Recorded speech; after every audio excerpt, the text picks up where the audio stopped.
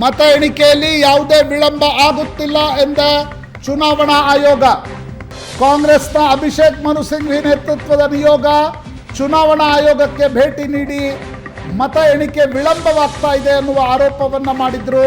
ಆದರೆ ಚುನಾವಣಾ ಆಯೋಗ ಅಂಥ ಯಾವುದೇ ವಿಳಂಬ ಆಗುತ್ತಿಲ್ಲ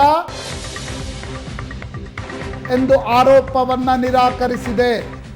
ನಿಯಮದಂತೆ ಮತ ಎಣಿಕೆ ಪ್ರಕ್ರಿಯೆ ನಡೆಯುತ್ತಿದೆ, ಯಾವುದೇ ವಿಳಂಬವಾಗುತ್ತಿಲ್ಲ. ಚುನಾವಣಾ ಆಯೋಗದ ಅಧಿಕೃತ ಹೇಳಿಕೆ.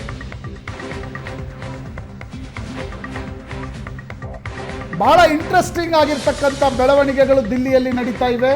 ಪ್ರಶಾಂತ್, ಈಗ ಪ್ರಧಾನಿ ರೇಸ್ನ ಸಂಖ್ಯೆಗಳು ಜಾಸ್ತಿ ಆಗೋದಕ್ಕೆ ಶುರುವಾಗಿದೆ. SP ಹೇಳ್ತಾ ಇದೆ ಅಖಿಲೇಶ್ ಯಾದವ್ ಯಾಕಾಗಬಾರದು ಅಂತ, ಮತ್ತೊಂದು ಕಡೆ ರಾಹುಲ್ ಗಾಂಧಿ ಆಗಲಿ ಅಂತ ಶಿವಸೇನೆ ಬಣ ಹೇಳೋದಕ್ಕೆ ಶುರು ಮಾಡಿದೆ.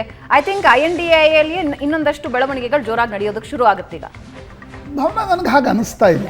ಸದ್ಯಕ್ಕೆ ಪ್ರಧಾನಮಂತ್ರಿಯಾಗಿ ಮತ್ತೆ ನರೇಂದ್ರ ಮೋದಿ ಮುಂದುವರಿಯುವ ಸಾಧ್ಯತೆಗಳು ಜಾಸ್ತಿ ಕಾಣಿಸ್ತಾ ಇದೆ. ಅಂದರೆ ನಿತೀಶ್ ಕುಮಾರ್ ಮತ್ತು ಚಂದ್ರಬಾಬು ನಾಯ್ಡು ಬಹಿರಂಗವಾಗಿ ಘೋಷಣೆ ಮಾಡಿದರೂ ಕೂಡ ಒಳಗಿನಿಂದ ಯಾವುದು ಷರತ್ತುಗಳನ್ನು ಇಡ್ತಾರೆ ಅನ್ನೋದು ಬಹಳ ಮುಖ್ಯ ಆಗುತ್ತೆ. ಮತ್ತು 14-19ರಲ್ಲಿ ಯಾವ ರೀತಿಯ ಸರ್ಕಾರವನ್ನು ನರೇಂದ್ರ ಮೋದಿ ನಡೆಸಿದ್ದಾರೆ, ಆ ರೀತಿಯ ಏಕಪಕ್ಷೀಯ ಏಕ ವ್ಯಕ್ತಿಯ ಸರ್ಕಾರವನ್ನು ನಡೆಸೋದು ಈಗ ಕಷ್ಟ ಅಂತಕ್ಕಂಥದ್ದು ನಂಬರ್ಸ್ಗಳು. ರಾಜಕಾರಣ ಮತ್ತು ಪ್ರಜಾಪ್ರಭುತ್ವದಲ್ಲಿ ನಂಬರ್ಸ್ ಆರ್ ವೆರಿ ಇಂಪಾರ್ಟೆಂಟ್. ಒಂದು ತರಹದಲ್ಲಿ ನಂಬರ್ಸ್ಗಳನ್ನು ನೋಡಿದಾಗ BJP ಸೀಟ್ ಕಳೆದುಕೊಂಡಿದೆ, ಬಟ್ NDA ಅಧಿಕಾರ ಹಿಡಿದಿದೆ. ಅಂದರೆ ಅಲ್ಲೂ ಕಭಿ ಖುಷಿ ಕಭಿ ಗಮ್. ಇನ್ನೊಂದು ಅರ್ಥದಲ್ಲಿ ನೋಡಿದಾಗ ಕಾಂಗ್ರೆಸ್ ಮತ್ತು INDA ಒಕ್ಕೂಟ ಭರ್ಜರಿ ಸಾಧನೆಯನ್ನು ಮಾಡಿದೆ. ಆದರೆ ಏಕಾಂಗಿಯಾಗಿ NDAಯನ್ನು ಒಡೆಯದೆ ಸರ್ಕಾರವನ್ನು ರಚಿಸುವ ಸ್ಥಿತಿಯಲ್ಲಿಲ್ಲ. ಅಲ್ಲೂ ಕಭಿ ಖುಷಿ ಕಭಿ ಗಮ್.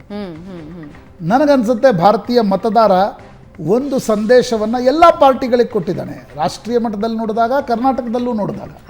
ಕರ್ನಾಟಕದಲ್ಲಿ ಕಾಂಗ್ರೆಸ್ ವೋಟ್ ಶೇರ್ ಹೆಚ್ಚಿಗೆ ಮಾಡಿಕೊಂಡಿದೆ, ಸೀಟ್ ಕನ್ವರ್ಟ್ ಮಾಡಲಿಕ್ಕಾಗಿಲ್ಲ.